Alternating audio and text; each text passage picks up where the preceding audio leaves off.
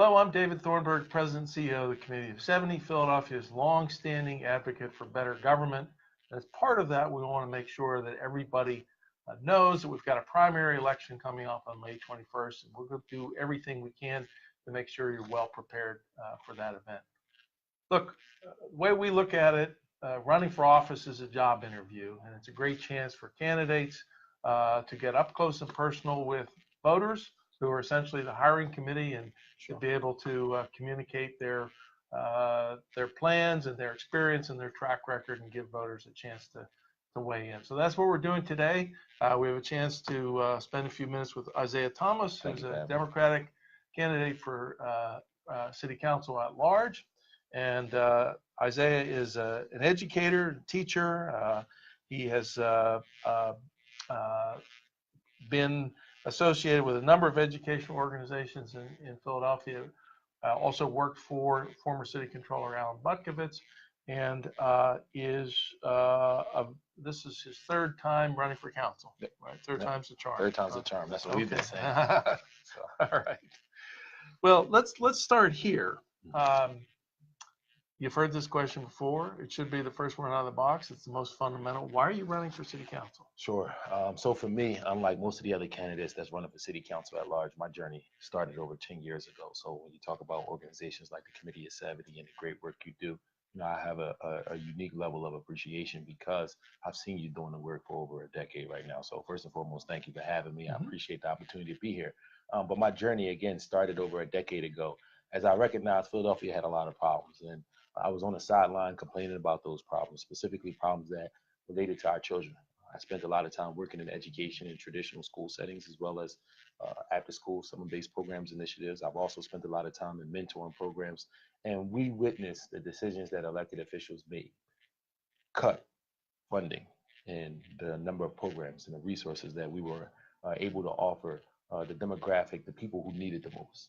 And that is what inspired me to get off the sideline and get involved in this game called politics over 10 years ago. And I've been on the journey ever since. And I feel like since I decided to run for City Council at large 10 years ago, recognizing issues related to our schools, issues related to our children and what they're doing after school, as well as what they're doing in the summertime, I feel like those conditions have gotten worse. I feel like our city is not doing the job that we need to do as it relates to servicing our children. So that is what inspired me to start this journey. The first time I ran, I wasn't the best candidate.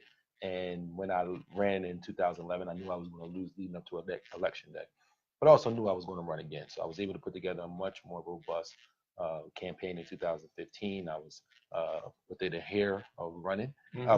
I apologize. And after that race, I wasn't quite sure what I would do. And so I spent some time working in the controller's office. I developed relationships with other folks across the city. And when an opportunity presented itself to run again, as the rumblings were starting about people not necessarily looking to return, I put some fillers out there, and people responded in an even more positive way than what they did in 2015. So with the issues that we face as a city and with the support system being there, that's why I decided to give it a go in 2019. And I'm optimistic about my chances of hopefully becoming a member of City Council. All right. I mean, you mentioned education issues in schools. That's sort of a perennial.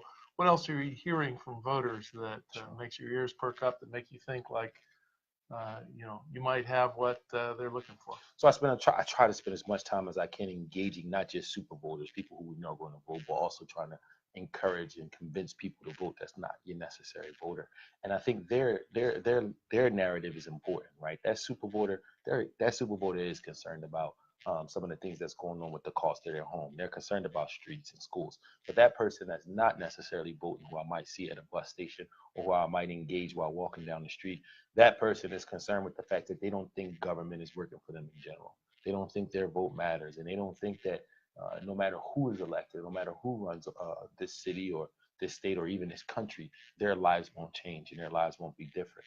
And so for me, when I listen to anecdotes like that, not only does it worry me about the future of not just our municipality, but our country, it also is the inspiration that forces me to continue down this journey, because I think about the fact that a lot of those people who feel that way, they look like me. They come from where I come from. They grew up in the neighborhoods I grew up in Philadelphia. They went to the public schools that I essentially attended. And I recognize that there's a disconnect between what happens in their everyday life and this cloud that they call government.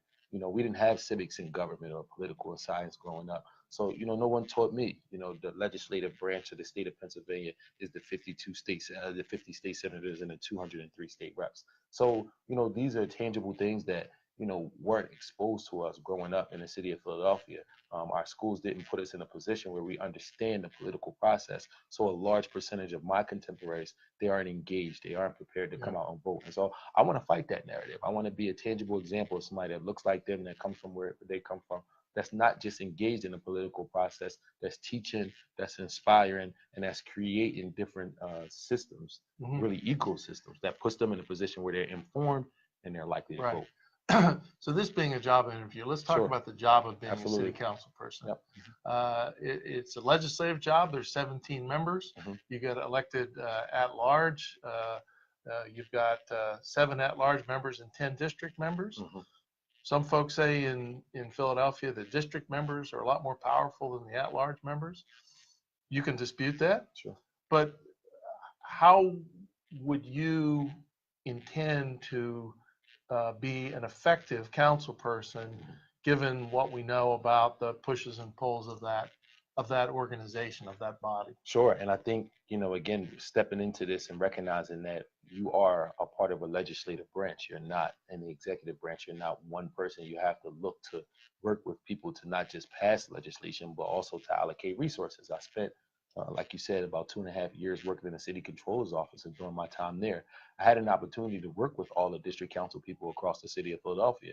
And, while it was dealing with issues related to constituent services and a few special projects that I spearheaded during my time in the controller's office, what I did learn was the importance of collaboration, communication, transparency, and working together. And I think just having an understanding of how city government works puts me in a position where, though I'm uniquely qualified, because not only do I understand how city government works, I have a unique professional experience as well as personal experiences growing up in the city of Philadelphia, recognizing a lot of the ills that our young people face on a consistent basis. A great example is the mayor allocating $1 million to PYN so that young people can have more summer jobs in the Philadelphia Youth Network. Philadelphia Youth Network. I apologize. Philadelphia Youth Network, which is the entity that hires high school students in the summertime, right? So if you're on the ground and you're doing the work with the young people, yeah, we do need more dollars, right? But PYN had money left over last summer because a lot of our young people didn't have adults in place to be able to help walk them through the paperwork. So when you're thinking about, do we need the $1 million? Yeah, sure we do. But understanding, if you're on the ground, that the $1 million has to be spent on adults, put them in a position to help the young people get the paperwork finished so that we can occupy their time in a positive way in the summertime. It sounds small, right? But these are the things that has to happen if we're going to impact things like gun violence, school quality, education, things of that capacity. So you started to talk about your own experience, qualifications. I'm just curious what you would highlight as the short list of things, 2 or 3 things that you've accomplished in you're a pretty young guy, but that you've accomplished in your career so far that voters should know about, that might give them confidence in your candidacy. So during my time in the controller's office, I think one of my biggest accomplishments outside, 2 of them I think were really significant, was the financial literacy pilot program that I started, where we made sure that we work with private sector experts in public schools across the city of Philadelphia to see if not only if young people would need the content that we were offering as far as financial literacy, but to see if they would want it as an actual class. And we set up that pilot program during my time in the controller's office. We also created smart cards, which was wallet-sized plastic cards that every senior in high school got, that gave them free resources that helps them with financial initiatives, whether it was them going into higher academia or going into the work atmosphere or looking to try to get a loan. Those resources were there for them. And so that was something that I was extremely proud of, because while it was a small pilot program that was only in existence as far as the workshops for about 15 schools, we were able to deliver smart cards to every high school student that senior year. And I think it's an initiative that, if magnified, can put us in a position where we're offering more quality classroom experiences as well as resources for young people. I also will highlight the cash bail initiative that I started in the controller's office. We worked with the public defender's office that actually, I spearheaded the project that was done that put us in a position where we were able to put a dollar amount on if we were able to eliminate cash bail in the city of Philadelphia, and what that would look like. Outside of that, I think that my experience teaching everything from— I was going to ask you that. I actually started out my career as a teacher. So I'm curious what you learned as a teacher, Sure. particularly after you taught a few years, that would serve you well as a city council Yeah, I president. mean, and what I was saying was I've taught everything from undergrad at Lincoln University over at 30th and Market down to kindergarten, and I think my Which is easier, or which well is harder? for me the harder one is actually kindergarten. Mhm. I think that when you talk about that age group, just the level of patience is Mhm.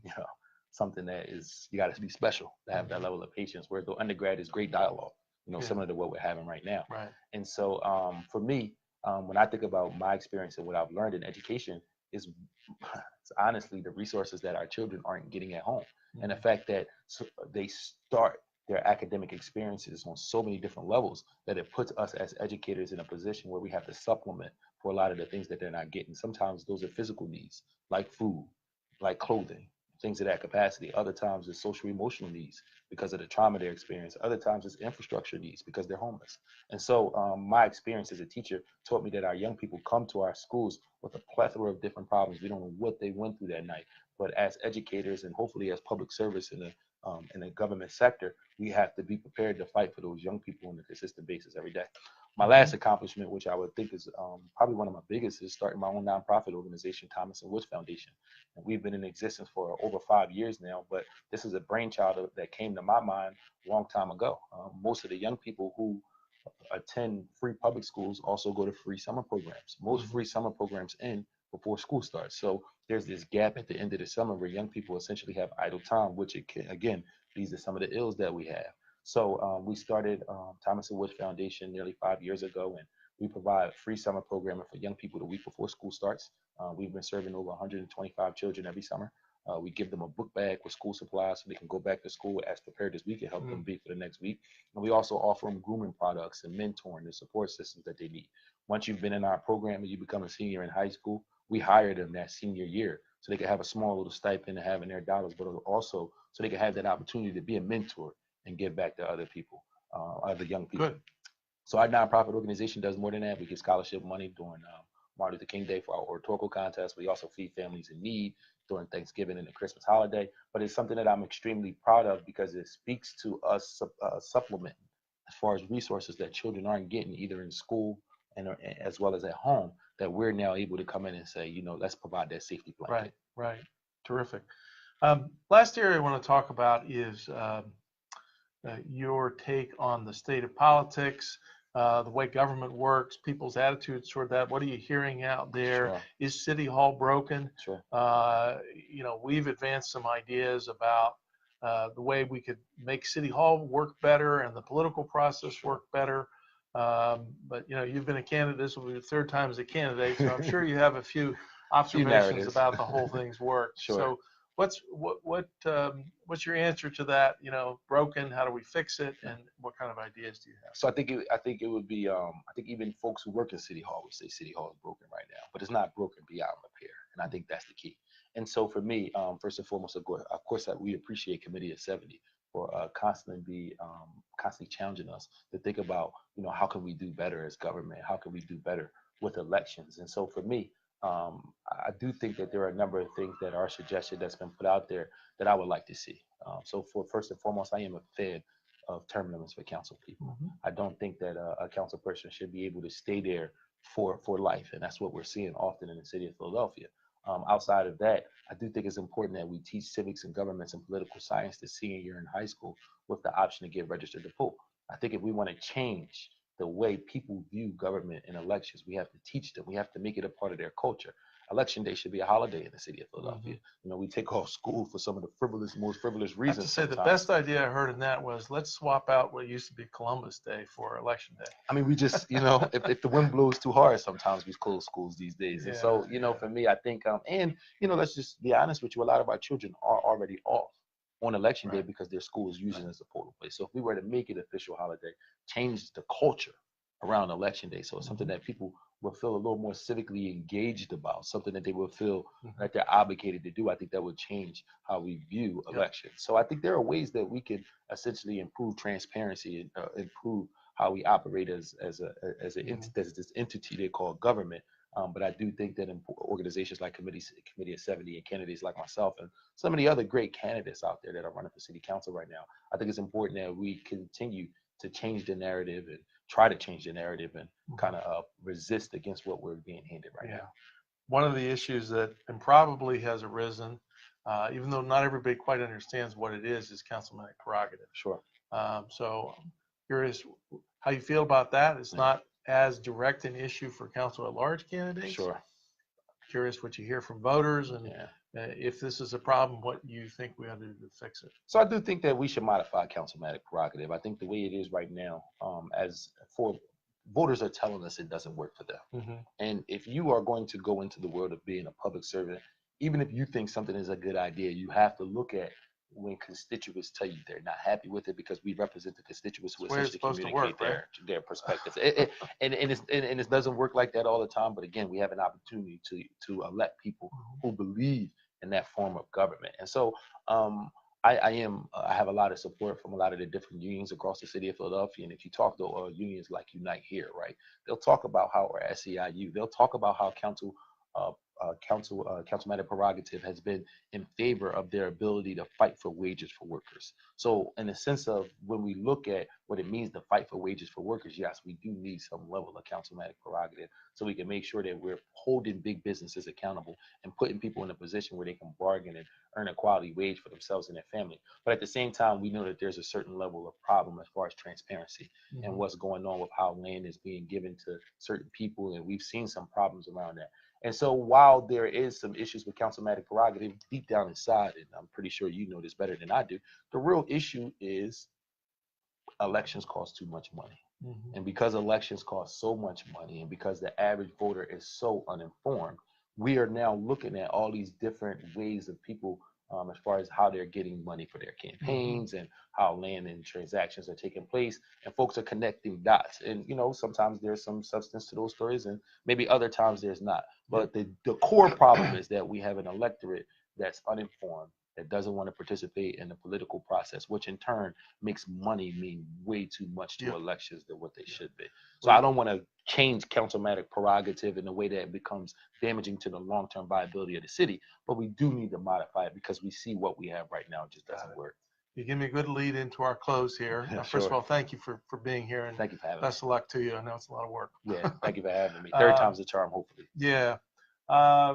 So as I said at the outset, May 21st is primary election day. I hope this has been useful to you. We're going to do a whole day's worth and post them on Facebook and your favorite social media feed. A couple other things that you can do if you want to get further involved and engaged. Go to our website, c70.org, and look for our voter guide. Also, you can download our We Vote app on your phone. So that'll put everything in the palm of your hands that you need to be informed and engaged in a super voter. Last of all, in addition to thanking Isaiah, I want to thank the Thomas Kelton Harrison Foundation for helping to support these efforts. This should be a vigorous campaign, and we look forward to seeing you at the polls. So thank you. Thank you for having me. Isaiah Thomas, button number 71. Thank you. All right.